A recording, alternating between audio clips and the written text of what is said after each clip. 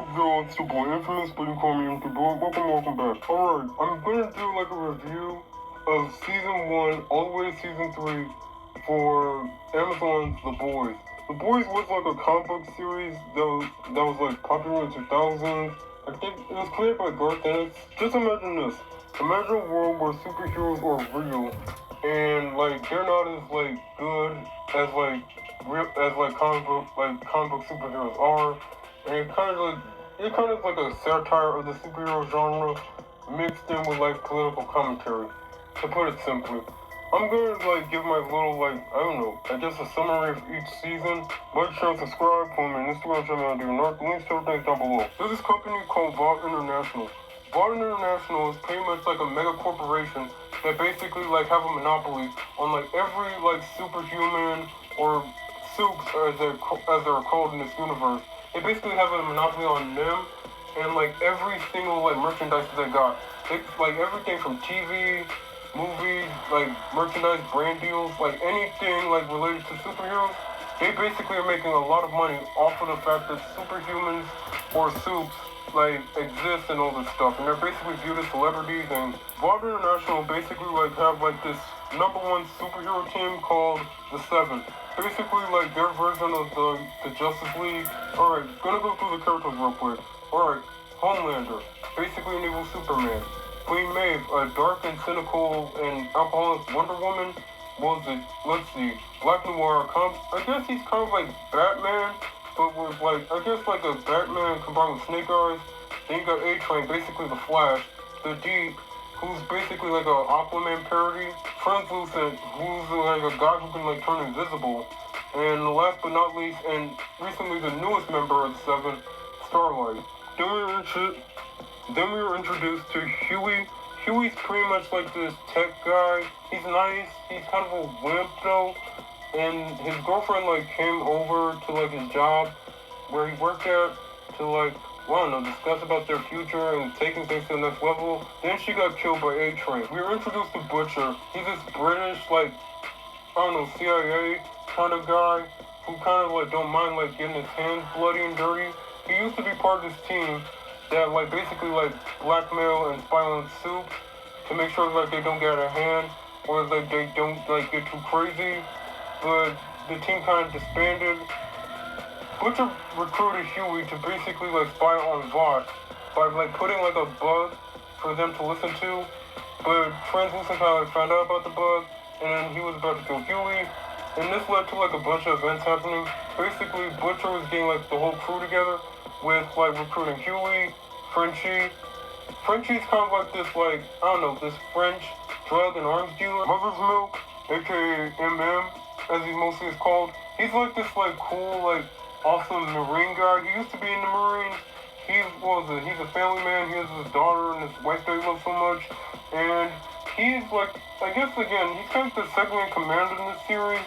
And he's like this cool hip-hop dude. He always like wear like cool hip-hop outfits. Okay, time to speed things up. Dan Edgar and Madam Stillwell, they're pretty much like the bosses like of like the Seven and like Vought International and everything else. They're trying to get like soups in the military by like convincing like some senators and stuff, bribing them a little bit. And the boys were doing like some investigation. They found out about Compound V. Compound V is the thing that gives like the soups their powers. And they found out like, hey, to the public, the soups were nothing but like God's gift to mankind, but really there were nothing but test tubes babies. Butcher was working with some CIA agent. Let's see, Homelander let a bunch of people on a plane die that was hijacked by some terrorists. Huey and Starlight like ended up like dating for a little bit, like they got together and stuff. Then we were introduced to Kimiko. Kimiko was like, She was like a woman that was kidnapped and held against her will by Vought. That was experimented on, got the Compound V powers. She's super strong. She has like really a wicked cool healing factor. And she was like so dangerous, like they kept her in a cage. The boys like had to like pretty much set her free. They had to like find her, like capture her, and we found out that she was kidnapped by a terrorist organization as a kid, and not just her, but her brother as well. It'll be important later on, but that's pretty much that. And also she can't even talk. We found out that Homelander R-worded Butcher's wife, and he's been like on a warp path ever since. And we found out that Homelander had like a kid. Homelander got Butcher's wife pregnant, and she pretty much died of childbirth. But that whole thing was a cover up for like the whole like Black Corporation. Even Dan Edgar and Stillwell pretty much kept it from him. Pretty much like it ended like with an epic little fight. Starlight saved Huey. A-Train like caught up to him. A-Train like passed out of a heart attack or something. And side note, this whole thing was a plan by Homelander to basically get Soups in the military. And also, he was like, using A-Train super speed to like get like Compound V around the world, so that way they can basically create super terrorists for them to fight. It all ended up with Butcher finding out that his wife is still alive, raising Homelander's son this whole time. And Homelander kind of killed Stillwell for like the whole cover up, and that's how the season ends. Season 2. Huey, Frenchie, MM, and Kimiko pretty much hiding out in like some sort of like pawn shop in the basement somewhere. Frenchie is like pretty much selling drugs, stealing money, and for MM, he's kind of like, providing medical attention for gangbangers, like getting the bullets out of them and stuff. Huey has been like secretly meeting up with Starlight to basically secretly take down Vought while they're still on the freaking run right now. MM started like saying, bro, bad idea. She could be watching, like, the people at Vought could be watching them. The boys were having like a little meeting with like, that CIA chick from the last season. They were like talking about like pieces of a puzzle that her head had sort of exploded. Then we got like a mysterious soup that has the ability to basically explode people's heads. And the boys were like screaming and getting the heck up out of there. And we got introduced to a new character. Her name is Victoria Newman. She's like this politician, lawyer type chick. They basically like trying to like get Vought to pay for like what they've been doing and all that stuff.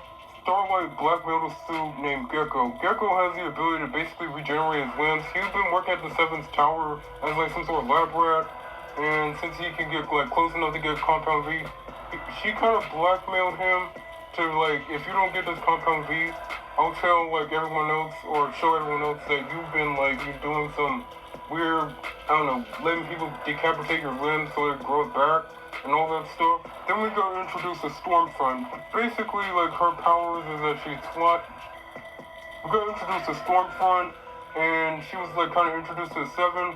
Stormfront's ability is that she can fly, she has electrokinesis, and she's extremely strong and very durable. So, yeah, very nasty combination. But let's say her past is a very peculiar past, let's put it simply. Homelander was really pissed off that Stormfront is in 7, and Stan Geddeker kind of like gave him like a little real-life history lesson.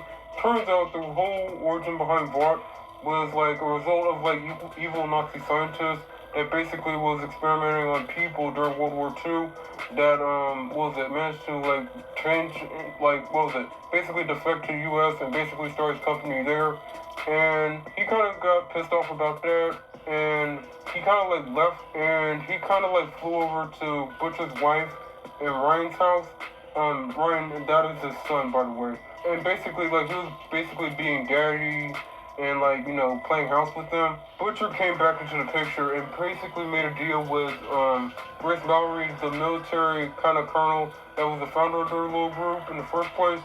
Basically, like, here's the deal. If they can, like, capture, like, a soup terrorist or something, they basically, like, the CIA and everyone could, like, wipe their records clean. She will reveal, like, Butcher's wife's location. And on their little hunt, they ran into Kimiko's brother that I kind of mentioned. He has telekinesis, and he is that soup terrorist that they were searching for. Like, Butcher is hell-bent on getting him. And, they managed to capture him, pretty much, like, hold him hostage on a boat. Then, this part went sideways with her brother, like, going on loose. Pretty much, like, they were, like, on the run. The Deep was on them. Deep also joined, like, a little weird, Scientology cult or something. Like, the Seven showed up, pretty much, like, searching everywhere for Kimiko's brother. And, they managed to escape. It led to, like, a bunch of chase scenes. At the end of the whole thing, Stormfront killed Kimiko's brother. And Homelander is, like, really pissed off that, like, she stole his thunder. And now she's starting to be liked by everybody. And Homelander is really not liking this at all. Time to speed things up. Butcher found his wife. His wife, like, found a little place for him to sneak out and hide.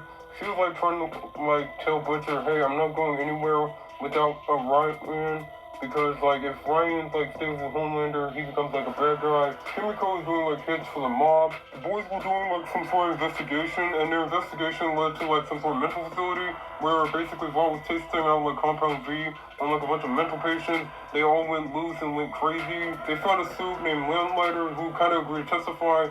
There was like a little trial. Then, like, things really went sideways, their heads started exploding. And no, it's revealed that Stormfront was a Nazi this whole time, and she's been alive for, like, over 100 years. Homelander and Stormfront start dating, and they kidnapped Brian, pretty much epic final battle. And, oh, I forgot that A-Train was kicked out of 7. And they linked the information about like Stormfront being a Nazi. Moving on, Brian like killed his mom and Stormfront accidentally. Maeve saved the day. The boys' records are wiped clean. Season 3, let's go. The whole thing pretty much takes place a year after like everything that happened in Season 2. Huey and Starlight's relationship are like public now, and the 7 and pretty much like watching like a movie premiere of like their movie Dawn of the 7. It's about like Stormfront being a Nazi and they all have to fight her thing. There's a Bureau of Superhuman Affairs, basically a CIA, but with superheroes, making sure like superhero people are actually in check. Like it's officially a government agency now. Huey's pretty much like became like Butcher's boss, and like Butcher's like told him about like some lead about like some suit that can shrink, and asking Huey for the green light. He gave the green light, no like torture, burning, or anything like that. The field team is still the same. Butcher, Kimiko, and Frenchie. Him kind of like left to take care of his family. He tried to like fix things with his wife, but his wife moved on, and she dated a dude that kind of like has this weird obsession with Homelander. You kind of notice that Victoria Newman's kind of like acting a little different because there was some dude that was asking about some girl named Nadia. He started to investigate, and he started to piece together that Nadia is actually Victoria Newman, and she's also Sue, and she's a head-blown Sue from the last season, and she's also Stan Edgar's daughter. Go figure. Stan Edgar pretty much told Starlight and Homelander that Starlight's going to be the co-captain of the 7, basically the second to Homelander, and Homelander is not like really having it like that. The reason why is because like they associate Homelander with Stormfront, and it kind of made their image bad, but associating Homelander with Starlight, it made the whole image like more wholesome. It made the company look good. And knowing that she will be in charge of bringing like new members into the 7, Maeve pretty much hand Butcher like some files on Payback. Payback is basically like this universe version of the Avengers. This team had Soldier Boy, Crimson Countess, the TNT Twins, Gunpowder, Mindstorm, and Black Noir. Black Noir was one of the members of the original team. And she also handed Butcher like temporary Compound V. It gives like them superpowers for at least like for a little bit. Butcher's like basically split the team up a little bit. Kimiko and Frenchie kind of like went after Crimson Countess, while Butcher goes after Gunpowder. Butcher took the temporary Compound V and gained super strength. He's nearly invulnerable. He had laser eyes. Basically, he got Homelander's powers. He beamed the living life out of Gunpowder, and like the Gunpowder pretty much like spilled the information about Payback. How there was like part of like some sort of government operation in Nicaragua back in the 80s, and their case manager was Grace Mallory. We also get like Frenchie's past and origin story a little bit. Frenchie used to be like a hitman for this Russian mobster chick named Little Nina, and she wants him to like find Sherry, his ex-girlfriend, because like she stole some like weed or coke from her. Him and Dwayne's back with the team again, and pretty much like went down to Mallory's house and pretty much like asked her what really went down in Nicaragua back in the 80s. Pretty much it was like part of some sort of operation where they like smuggled drug into the USA. She was also part of the whole war on drugs thing as well, but pretty much the Payback team was there, and we get to actually see Black Noir without his mask, and we know his real name. A lot of soldiers did die, and Grace Mallory was knocked unconscious, and by the time she woke up, the Russians pretty much took Soldier Boy and killed him. Basically, like, there was like this super gun that basically could kill like soups and everything else. Grace pretty much like kept this from Butcher this whole time, and Butcher's like really pissed off and really mad about this whole thing. This whole thing would not even happen if she just told her about that. Butcher storms off and kinda is like being a jerk to Ryan. Ryan started hating him. Newman went to Homelander and pretty much like offered to work a little deal. Like, she's trying to like become like like some sort of VP, and Homelander's trying to like get to his son. Newman kind of like gave him the information in exchange for, let's say, the removal of Stan Edgar from Vought. Alright, time to speed this up. The boys found, what was it, Soldier Boy. Well, it turns out he's the like thing that could like kill Homelander, and what was it? Kimiko was badly injured. Frenchie was kidnapped by Little Nina. What was it? Adrian killed like a racist soup that killed like pretty much paralyzed his brother. There was a side effect to like the temporary V. Like it like turns their brains to Swiss cheese if they took more than one dose. Butcher only had one more dose left. Butcher pretty much like tried to like lock up the guys because the guys was like trying to say, no, we don't have to kill Soldier Boy, we just need to knock him to sleep. Soldier Boy's weakness, even though he's all powerful, he only has one weakness. He can only be put to sleep by this like special chemical. Black Noir was killed by Homelander. We get an epic final fight. Pretty much the whole thing ends up with like a whole explosion. May basically saved the day. Butcher used the last temp V. But by doing that, he also made himself terminally ill, and he only got a couple months to live. And that was the end of it.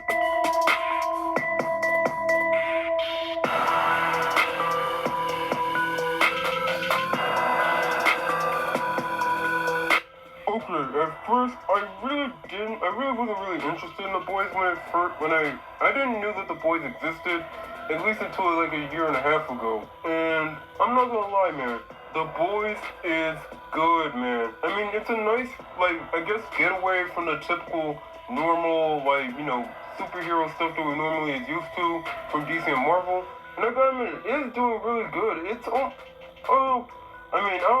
don't want to, like, confirm it or anything, but in my personal opinion, I'd say it's, like, up there with DC and Marvel at this point. It kind of is. I mean, the idea of, like, superheroes exist, and they exist in the real world. What would really happen if they really did exist? And what would happen if, like, Superman became evil or something? I mean, well, that has been explored already in the Injustice games.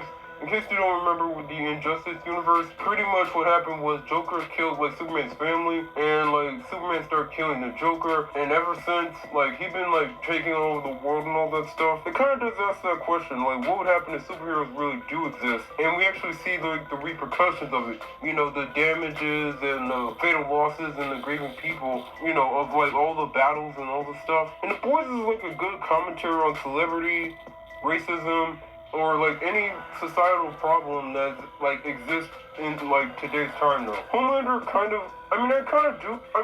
I love to hate this guy. Homelander, I gotta admit, he gotta be like a good case study of like the saying of power corrupts and absolute power corrupts absolutely. I mean, well, I guess in the world of Boys it kinda is true. I mean, think about it. They're real life superhumans with no special weaknesses, like no kryptonite, no, magic, no anything that could hurt Superman. I mean, Homelander's pretty much Superman without no freaking kryptonite. That is way more scarier than, like, a regular Superman. I mean, well, again, it makes sense, like, why, like, Homelander does and thinks the way he does, because good point. No one could be able to really tell him no. Even if, like, someone did tell him no, it's not like anyone could do anything about it. Like, the guy's literally bulletproof. The guy can, like laser blast anyone, decapitate anybody's limbs, and just do anything he wants with little to no consequences. I mean, not just Homelander, but it makes sense like why they think like that they're like gods and they're nothing but just mud people. But honestly though, the apple did not fall far from the tree. I gotta admit though, that was like a good plot twist with Soldier Boy being like the father of Homelander. That would actually make sense.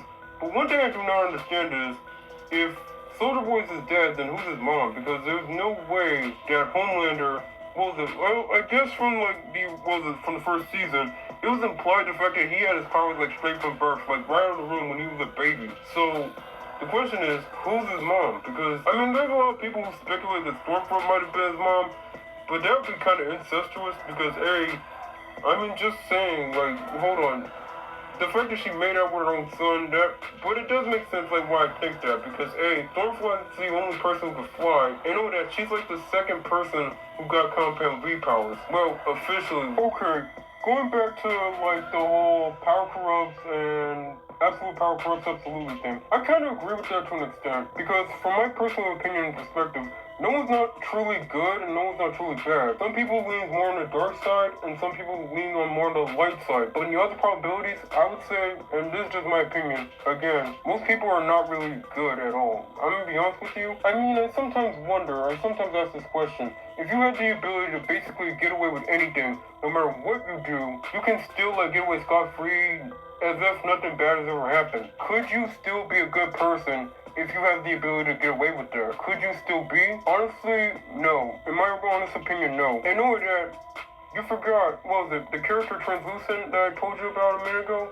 Like in season 1? Bro, the dude snuck into the girl's bathroom. Translucent had to be naked in order to go into the girl's bathroom and pretty much to not get caught, man. Well, it's not gonna be surprising that a bunch of guys, especially if let's say they're teenagers for example, I'm not surprised that happened. Not saying I would do nothing like that, no.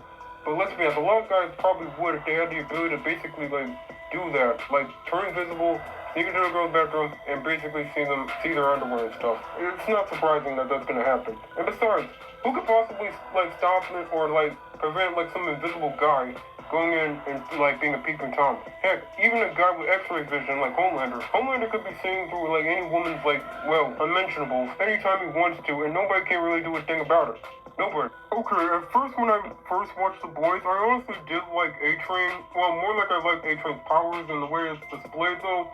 Honestly, A-Train is a good I guess commentary and kind of I guess metaphor for tokenism and race and celebrity kind of, and how closely they interact with each other in this series.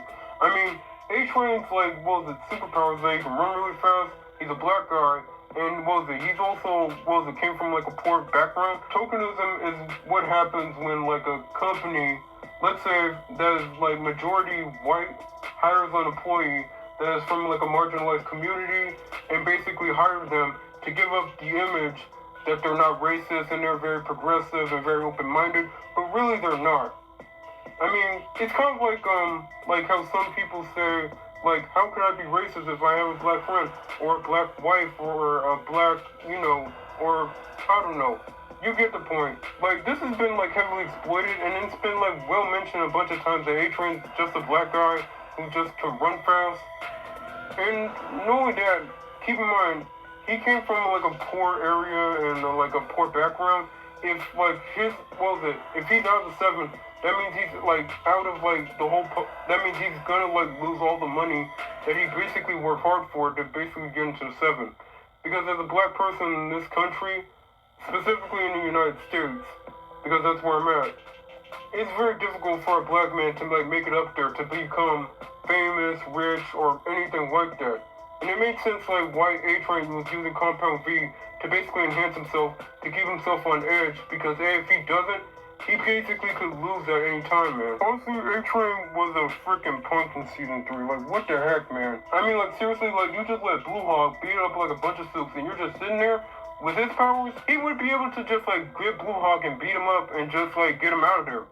Honestly though, I kind of felt justice was kind of done when A-Train killed Blue Hawk. And honestly though, I'm not surprised that his brother kind of disowned him at that point, because he just killed someone, and he was just trying, and the brother just wants justice, wanted to see his mugshot on TV. Honestly, man, I'm not surprised that happened, man, because he was a complete jerk to his brother throughout the series though. So honestly, I do not feel that bad for him, honestly though. Honestly, I do like the relationship between Annie and Huey. Honestly, I really do like their relationship because we finally get to explore what's it like to be the human guy in these superhero stories. Because normally, in the world of what I mean by human guy, I mean typically, normally, when it comes to superhero stories, it mostly focuses on a guy character and a girl character, with those two being together with the guy having superpowers. Well, now it's in reverse though, and we actually get to see such a dynamic though.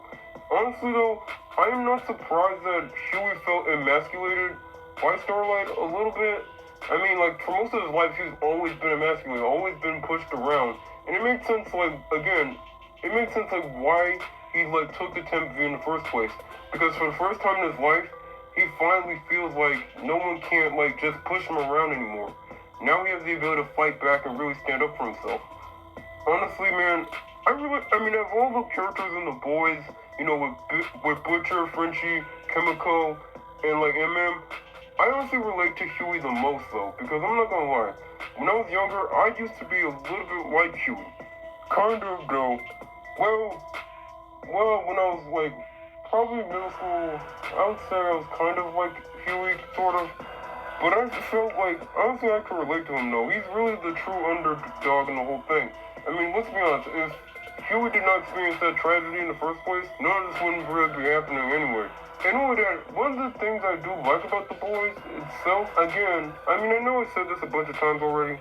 I like the grittiness. It's kind of like the rated R version of what Marvel would be and could be if they were willing to go past like the rated PG-13 line. Well, that's my honest opinion though. Like, about like the Boys universe at least. Okay, I gotta admit, Butcher, bro, I'm telling you, man, this dude is so good though.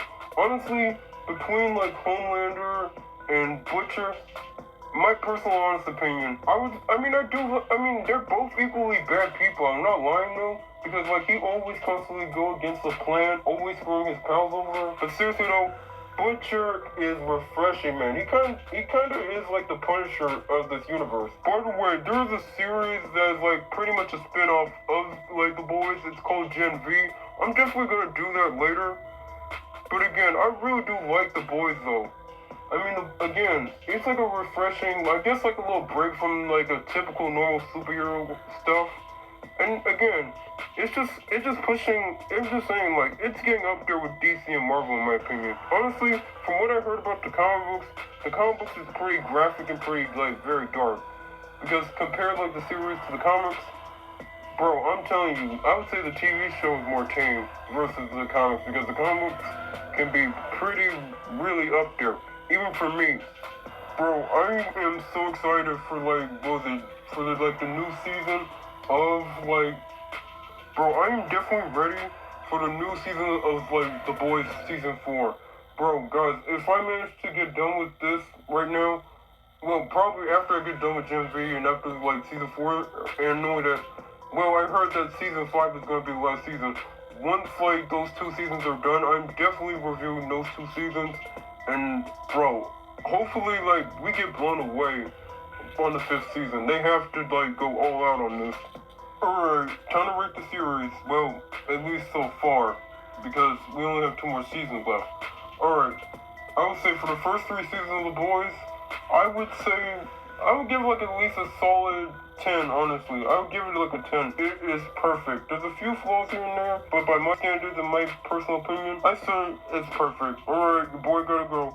Like, share, and subscribe. Follow me on Instagram. Check me out, DNR. The links to everything is down below.